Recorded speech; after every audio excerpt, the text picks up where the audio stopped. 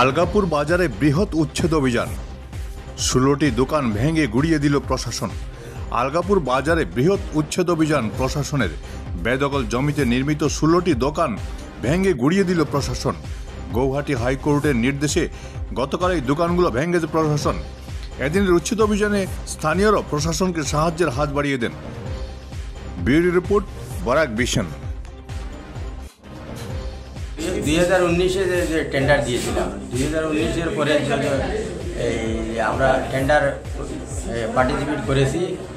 করার পরে আমরা তো হয়েছি, তো হওয়ার পরে আমরা তো সেক্রেটারি আমাদেরকে 30% যে টাকা বুঝেছিল তার থেকে 30% নিয়েছে।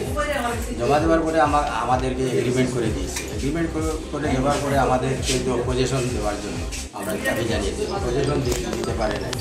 তারপরে মহামান্য হাইকোর্টে আমরা পিটিশন দিয়েছি। পিটিশন দেওয়ার পরে মহামান্য হাইকোর্টে আমাদেরকে এখন বোর্ডটা সমঝে দিয়েছে।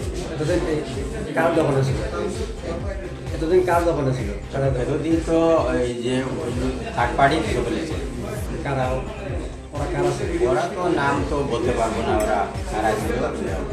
এই আলগাপুরেরই লোক ছিল। এতদিন ধরে এই মার্কেট তো এই যে থার্ড পার্টি যারা ছিল তারাই বল। আমাদের তো আইনের প্রতি তখনই আস্থা ছিল যে আমরা একদিন না একদিন আমরা করতে পারবো। সেটাই আমি যে হাইলাকান্দি প্রশাসন, ডিসি মহোদয় এবং আলগাপুর থানার সবাইকে মহামান্য হাইকোর্টের বিচারের প্রতি আমাদের আস্থা ছিল, তাই বলে আমি সবাইকে ধন্যবাদ জানিয়ে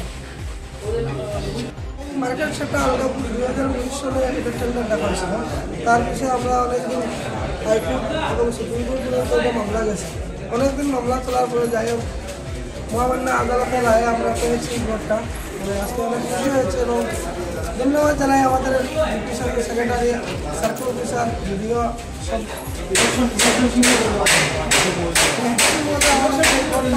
এবং সর্বশেষে মহামান্য আদালতের দ্বারা আমরা যে ন্যায়টা পেয়েছি এই জন্য আমরা অনেক খুশি। এতদিন কার দখলে এতদিন মানে অন্য লোকের দ্বারা বেদখল ছিল, থার্ড পার্টির লোকেরা বেদখল করে রেখেছিল। তারপরে আজকে এইটা উচ্ছেদ অভিযান হওয়ার পরে আমাদের বোর্ডটা সমঝে পেলাম এতদিন পরে। ধন্যবাদ।